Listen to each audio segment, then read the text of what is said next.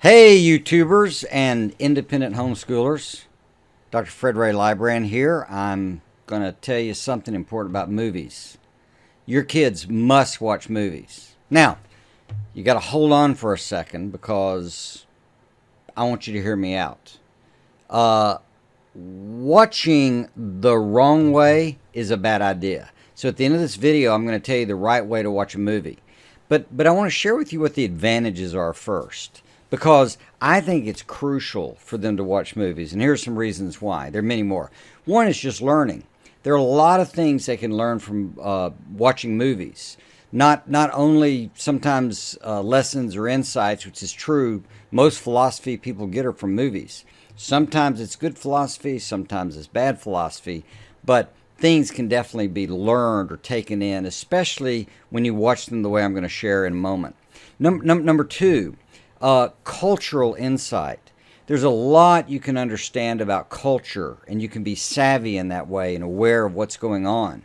If you don't tune in to the literature in a culture and the movies in a culture, in our world especially, you're not really going to be up on what's happening, good, bad, and indifferent. Third, if you have teens and then moving towards getting on in their own life, you're going to make them a little less weird. I know they're supposed to be righteous and sanctified and distinct and special and do all that, but they don't have to be weird. And so knowing some of what's going on in the world and the culture and can interact with the movie with their friends allows them another way in which to connect, especially if they've watched movies in the way I'm going to share with you to watch them. Discernment. So a great deal can come out of watching movies and learn to discern what's going on, good and evil, things that are smart and foolish. But discerning even what they're up to, and I'll get to that in just a moment. A next thing is they can learn about storytelling, and this is, I think, crucial. Because, a movie is going to be set up where you've got a protagonist, hero, an antagonist, bad person, that can set up a dramatic conflict because the bad person, the antagonist, wants something and the hero gets in the way. And then it works in these three-act sequences where they're trying to move towards something with complications, and there's a reversal. Looks like they're not going to get it. It resolves. They get closer. End of second act, reversal. They're not going to get it.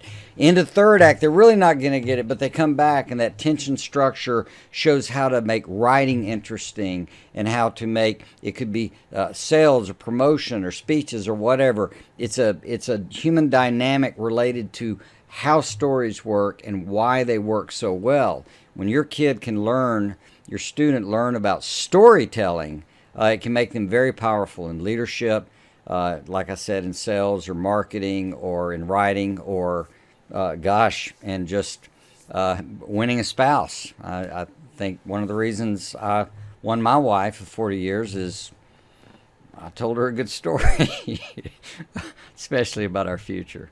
So the last thing why your children must watch movies is manipulation.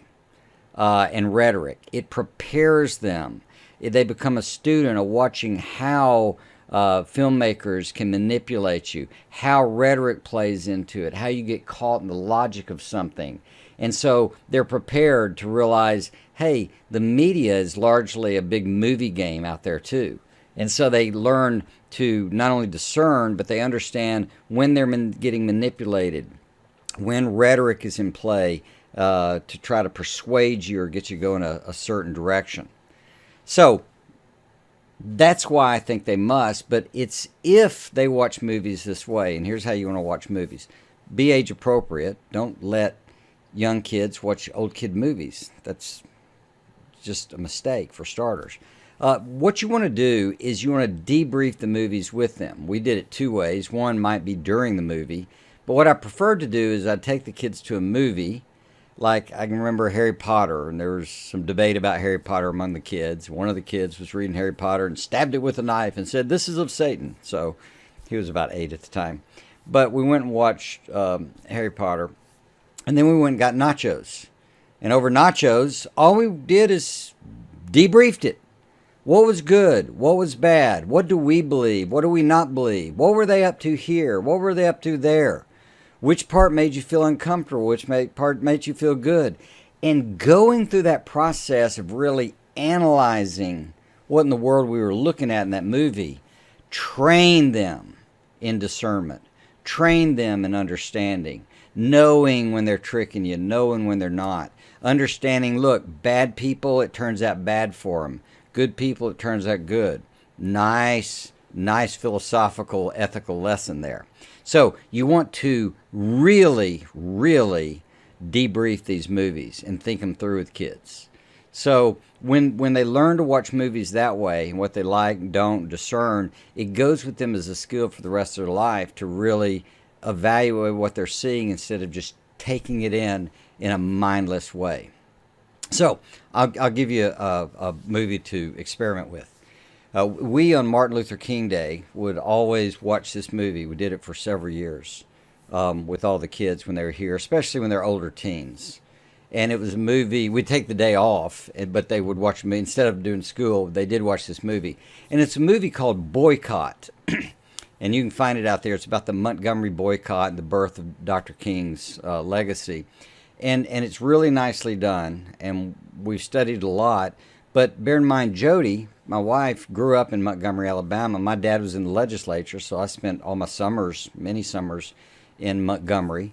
And so we knew that town, knew the places, knew the things, knew the history, grew up in this world. And I'm telling you, that movie does a really nice job in a balanced way of teaching about leadership, about civil rights, about what that time of culture was like, a vision about a better future. And I just think it's quite profound, and you might find it quite helpful. You're not sure about a movie for your kids? Watch it first. Watch it with them. Turn it off. Skip the bad parts. That's what I always did. I just said, yeah, we're not watching this. We skip ahead.